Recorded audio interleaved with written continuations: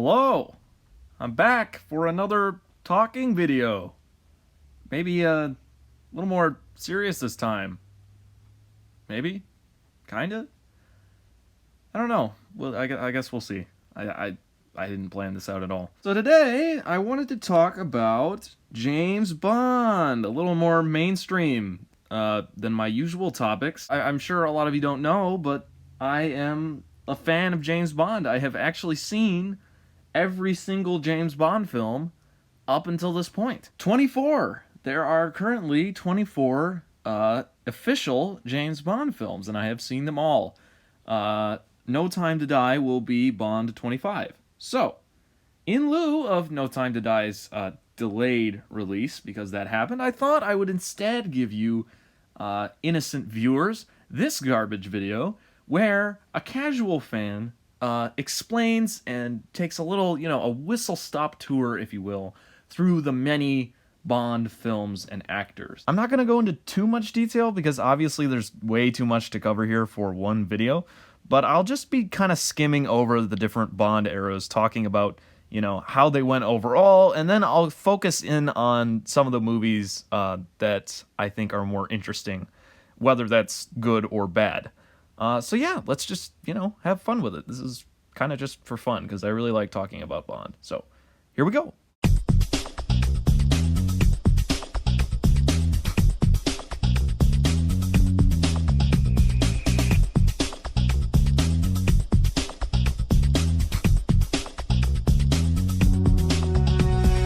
Sean Connery is the very first James Bond, and to many, the best. But not to me. Now don't get me wrong, Connery is a good Bond. Sean Connery is an excellent actor, and his excellent acting definitely filters into his performance as James Bond. He's very suave, he's very cool, no complaints. The main problem I have is that his movies are freaking boring! I can safely say that every single one of the 6 Sean Connery Bond movies would have benefited from being about a half hour shorter. Not all of Connery's movies are even that bad, they're just so long. So the funny thing about Connery is that he actually did 5 Bonds, and then he quit. Why? I don't know, probably to go make Sir Billy. Sir Sean Connery is a grandpa. And then he came back after one movie to do one more Bond film. So, for the sake of, staying in order, I'm going to talk about the 5 that came first, and then I'll talk about the other one, when that happens. Dr. No is really long and boring, and I don't like it. Side note, despite being called Dr. No himself does not appear until, the very end, and it's lame. From Russia with Love! I don't remember anything about this one, except that it's also boring and I didn't like it. Goldfinger is actually pretty good. Again, a little long, but I do really like this one. It's quite entertaining, it has a great villain, and yeah, it's just fun. That's really all a Bond film needs to be, is fun. Thunderball is not really good at all. Sorry. There's a cool action sequence in there, but that's about all I can say. You Only Live Twice was decent. It was fine. It was boring at points, but overall pretty good. And that is all of the first run of Sean Connery. Again, we'll get to his last one later. But first, we need to talk about... Out of all the Bond actors, George Lazenby probably got the worst treatment, with only one film to his name, On Her Majesty's Secret Service. Ironically enough, I've heard a lot of people say that this is actually their favorite of the Bond films, and I can actually see why. George Lazenby, as the first successor to Sean Connery, had a lot to live up to, and I think he does it really well. He does a great job as Bond, and I would have loved to see him in more movies. On Her Majesty's Secret Service, Lazenby's only run as Bond is actually really good. It's action-packed, thrilling, and thoroughly entertaining. Definitely one to check out if you're getting into Bond. Connery's last outing as Bond was Diamonds Are Forever, which is fine. It does have Jimmy Dean in it, which, means an automatic 10 out of 10. I'm Jimmy Dean, and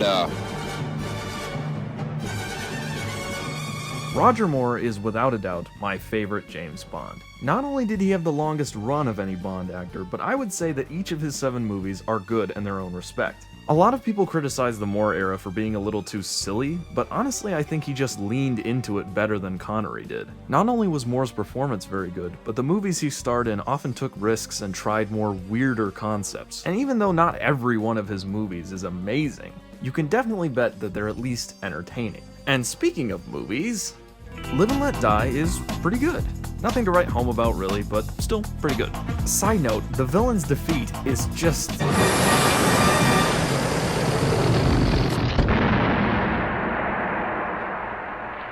Need I say more? The Man with the Golden Gun is a little slow at the beginning, but it builds up to a great finale, and it features Christopher Lee as the villain, which, I mean, you can't go wrong with that. The Spy Who Loved Me is probably my all-time favorite, featuring an action-packed plot that never gets boring, an assortment of fun underwater action, and of course, a ski scene, because a lot of Bond movies have that for some reason.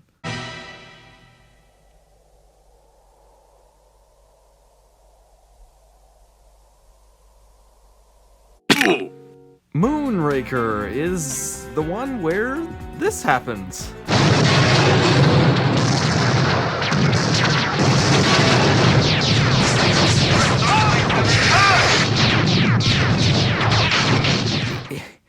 Is this really a Bond movie or some kind of divine intervention? For Your Eyes Only is quite down to earth considering its predecessor. It's pretty good, just kinda average honestly. Octopussy, am I even allowed to say that, is much like For Your Eyes Only, just kind of average, despite the really odd title. And finally, A View to a Kill, which I actually really like. I'm not exactly sure why. There are some excellent scenes and stuff, but I feel like I like this one more than I probably should. I don't know, it's entertaining, I guess. And there you have it. When Roger Moore eventually stepped down, he left room for a successor that really no one seems to talk about. But we, you know, we're gonna talk about it. Timothy Dalton is just such a good Bond. No one seems to talk about this guy's short-lived Bond performance. He only had 2 movies, but they were both really, really good, and he does an excellent job as Bond. His performance comes close to topping Roger Moore for me. In fact, I would say he's my second favorite Bond.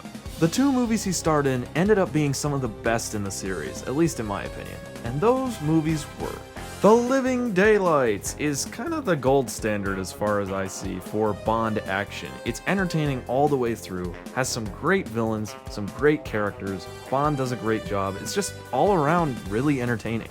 But even this is quickly surpassed by its successor, License to Kill. This one puts Bond in a situation we're not used to seeing him in, where this time it's not a mission, it's personal. I really like this one. It's just so good all the way through. And there's a great action scene at the end that just wraps it all up so nicely. If you're gonna watch one Bond film, watch this one. And it's here that we enter what I like to call the modern era of James Bond films. I like to separate Brosnan and Craig from the rest because I think their movies are a lot different than the usual Bond stuff. The cinematography and camera work gets better with the modern technology at its disposal, but a lot of things also change, for better or for worse. I guess we'll have to see.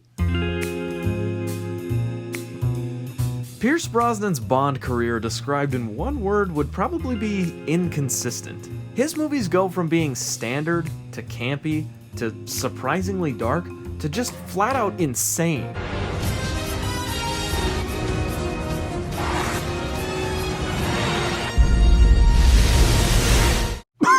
The sad part is that in the middle of all the insanity, Pierce Brosnan actually had a few great films that no one really seems to take notice of because they just remember him for being kind of dumb. And, well, yes, there was some dumb stuff, but there was also some really good stuff. So, you know, let's get into it. GoldenEye is really just some nice, good old classic Bond action. No complaints, really. It's just, you know, it is what it is. It's just good old Bond, you know? Not too great, but not bad at all either. It's just good. It was also the beginning of Judi Dench's M, which, you know, is just great. Tomorrow Never Dies. Ludicrous premise, but lots of fun. Lots of great action scenes, really well done overall. It's just pure entertainment, really. The World Is Not Enough. I really, really like this one. I know that sounds so weird because most people don't like it at all, but I just think this one's so good. It's like strangely dark. Like, I honestly can't explain it in this short a time frame. I might make a video just talking about this one. Comment down below if you want that, but really, this one's really good. Die Another Day is just so stupid and bad. I know that sounds weird from me, because I'm the one that said Roger Moore's, like, insanity is good, but I think this one kind of crosses a line into, like, really, really dumb. It's not all bad. There are a couple good action scenes, but that's about all I can say. It's just so cheesy and ludicrous and ridiculous. I don't like it. Side note, the theme is probably the worst Bond theme ever conceived. More on that later. Daniel Craig's Bond can be a little controversial among the die-hard Bond fans, but personally I really like him. I think he does a great job. It's just some of his movies are really bad. I know No Time to Die isn't out yet, so I can't fully judge the Craig era of Bond films until he's done, but for now we'll talk about the 4 that are out, and then maybe when No Time to Die comes out I'll do a review of that if you guys want. Anyway, let's talk about these. Casino Royale is good. I don't like it as much as most people seem to, but yeah, it's just kind of straight Bond action, you know, a real return to form for the series, I guess, and that's good. I like it. The one really good thing I think this film does is the Bond girl is probably the most well-developed of all of them. I mean, that's a low bar, but yeah, so good job there. Quantum of Solace is just so meaningless. It's probably the most pointless Bond film I've ever seen. Just so dumb. I don't know. It's just, it's not even dumb. It's just, it has no purpose. It's bad. The choreography is bad too. It's really bad. Although, there is one really funny scene, and it's the final battle with the villain. Just listen to this for a second.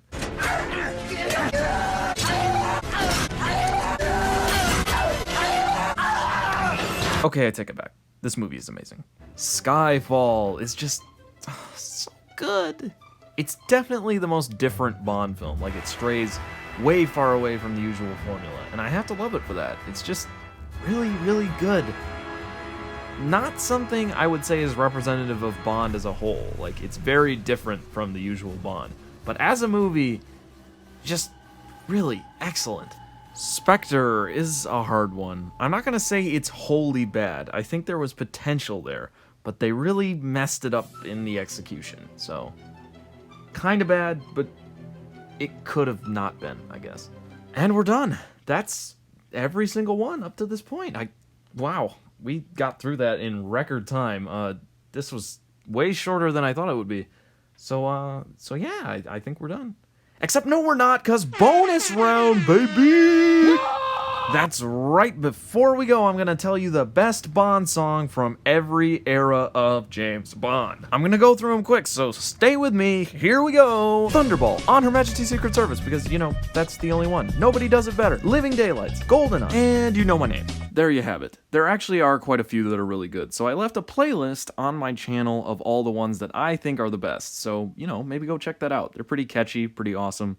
Anyway, I hope you enjoyed this video on all the Bond movies. Wow, what a trip. But yeah, I guess I'll see you in the next one. Maybe. Please come back. Okay, bye.